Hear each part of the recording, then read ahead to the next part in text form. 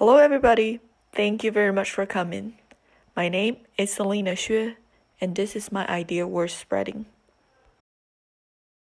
Gene editing, human cloning, these were the alternate reality that only existed in science fictions. However, technology nowadays is catching up on humans' previous imagination about biology. We hear about things like CRISPR, PCR, Human Genome Project. Scientists now have the tool to decode our DNA and deliberately engineer the human codes. CRISPR, short for Clustered Regularly Interspaced Palindromic Repeat, is a gene editing technology that allows scientists to alter the DNA of an organism, allowing genetic information to be added, removed, or altered at particular locations in the genome. Gene technology is an example of what we call knowledge capital, as opposed to the traditional definition of capital, such as land, factories, labor, and money. This new form of capital can be easily transferred, but is hard to claim ownership of because knowledge capital is hardly tangible. Here's an example from Australia. Genetic research has raised a lot of questions, but one of the trickiest is who owns our genes. The federal court is being asked to decide that in a case involving two biotechnology companies and their patents on gene mutations linked to cancer. Cancer patients are worried that if companies control the technology to isolate the cancer genes, treatments will become too expensive. Today, I'm going to talk about the biotechnology industry. It established itself upon the ownership of knowledge capital.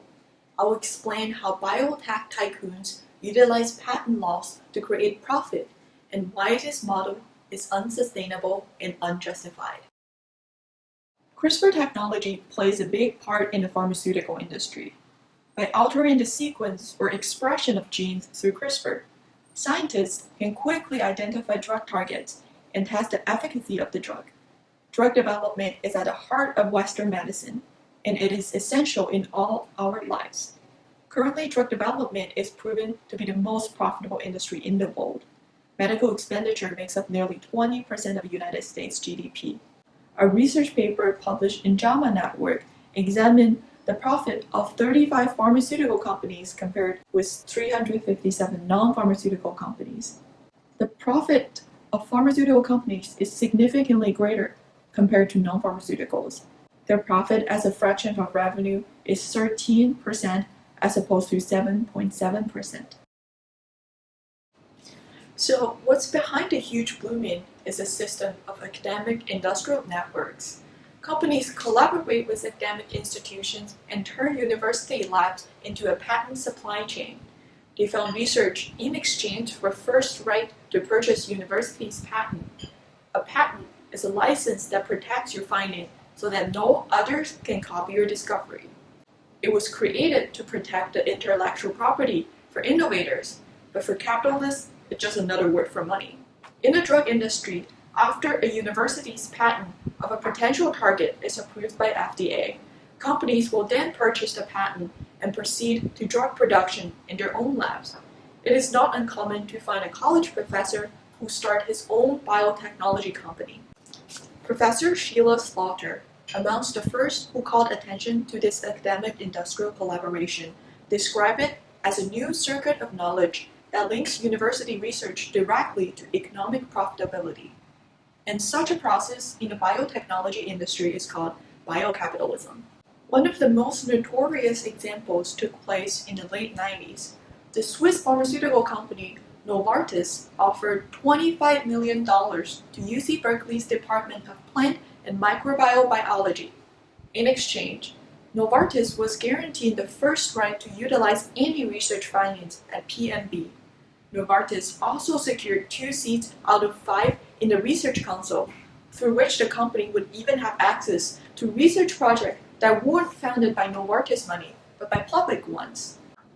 The Novartis deal was not a substitute for a lack of public money, but a means of securing competitive advantage for PNB. In cases of conflict, the investor's interest can overrule the freedom of researchers. Both faculty and business are involved in the process of economic profit maximization. The collaboration could indeed effectively push the frontier of scientific knowledge.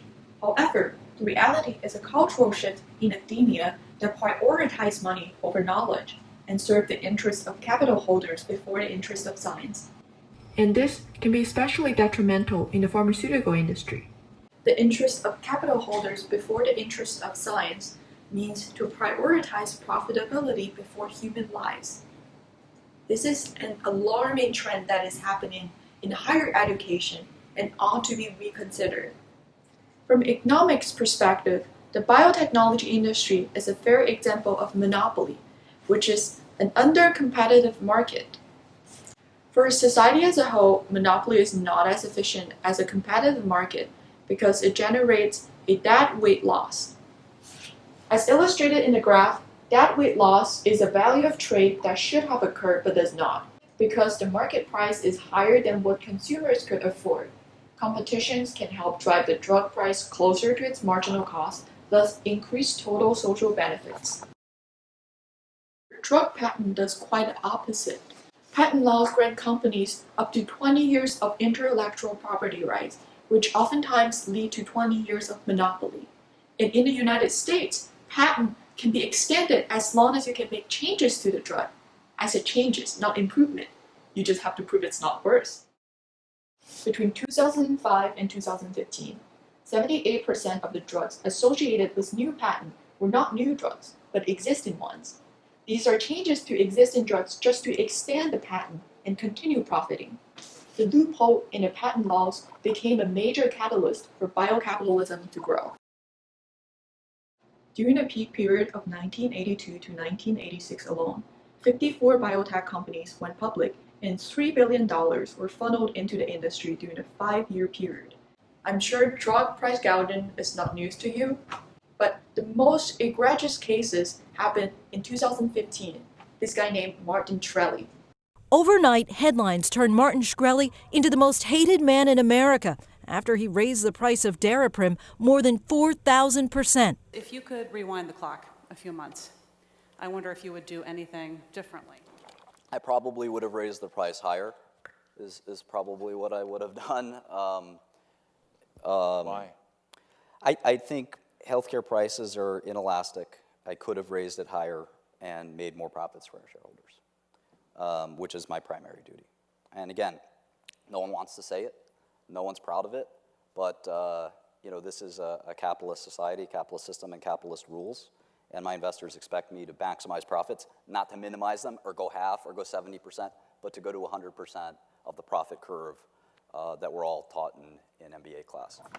It is a dangerous phenomenon that biotech tycoons are taking advantage of the patent law because the biotechnology industry contends that if the patent were not upheld, many pharmaceuticals will have less incentive to innovate and its growth will slow down very quickly.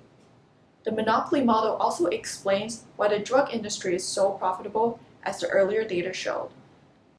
Although monopoly is a real issue among the leaders of the industry, drug development is still not a very easy task for most of the startup companies. Cancer drugs usually take about 15 to 20 years in the research and preclinical trial process and cost an average of $350 billion. And there's also a 90% chance of failing. In some ways, investing in pharmaceuticals is like gambling. There are many biotech companies around the world who sit in at a casino table, eyeing the stake-rising market. But it is not only the private investors who are taking the risk, so are government fundings and insurance money. And where does that money come from? You gotta ask the taxpayer's wallet. Beyond that, the demand for drugs is the highest in developing countries, who have to pay more to import essential medicine, who cannot usually change the existing patent laws, and who have less resources and platforms to perform research. We can see that in the research and development expenditure differences. According to the OECD's latest report, South Korea and Finland spend more than 3.5% of their GDP on research, while some East European and Middle East countries spend less than 1%. Saudi Arabia 0.25%, Chile 0.38%. OECD also predicts that by 2030, the global population will increase by 28% from 6.5 billion in 2005 to 8.5 billion. As a result, the demand for healthcare services to improve the quality and length of life will increase, and the massive growth of demands will pose unprecedented challenges to the existing global healthcare system. Current medical resources are scarce and will most inevitably lead to a resource disparity between developed and underdeveloped countries. I witnessed such brutal reality during my medical volunteerships in Costa Rica. One thing the patients there desperately need was the test strips for glucometer. It costs about $30 for 100 strips in the United States, but it's about 10 times that price in Costa Rica. And that is true for many other basic medicines and medical devices. People resist inequity as we see increasing intellectual property rights infringement due to unaffordable medicine prices. Generic drugs from India and China, you name it. Biocapitalism has been and will continue to be a barrier for international trade and international relationships. Looking back at the past 2 decades, the US has imposed economic sanctions many times on African countries because of drug patent infringement. The skyrocketing bills enraged HIV patients in South Africa. Prices for ARVs, the drugs needed to treat HIV, cost about $12,000 per patient per year. The patents on those drugs were held by a number of Western pharmaceutical companies that were not necessarily willing to make those patents available. In 2001, civilian groups in South Africa, such as the Treatment Action Campaign and the South African Trade Union, reacted courageously. They staged an all-night vigil and protest outside of the court building and the US Embassy. A transnational network of activists organized demonstrations in 30 other cities worldwide. The protest not only swayed public opinion in developed countries, but it also gained the support of unlikely allies, including the European Union, the Dutch government, the World Bank, the WTO officials. Subsequently, WTO adjusted its patent rules to accommodate for the different needs in developed and developing countries. South Africa has set a great example for the world. It proves that the urgency of HIV epidemic related directly to human lives can offset established patent rules. A plausible way to resolve the disagreement between drug profit and public health quality is through the rulemaking process on the international level. In the face of the increasing urgency of global health crisis, it is necessary for the global society to work together to enforce intellectual property rights and patent regulation, consistent at domestic and international levels. Now, let's go back to the gambling metaphor. Let's imagine each bit that we place on the table is one human life. And every time we bid wrong, that whole token of human lives will miss their best chance of being cured. On a lucky day, the gamblers could walk away quite easily, but not every HIV patient could afford that luck and risk. The pharmaceutical industry exists to discover and develop medicines that enables patients to live a longer, healthier, and more productive life.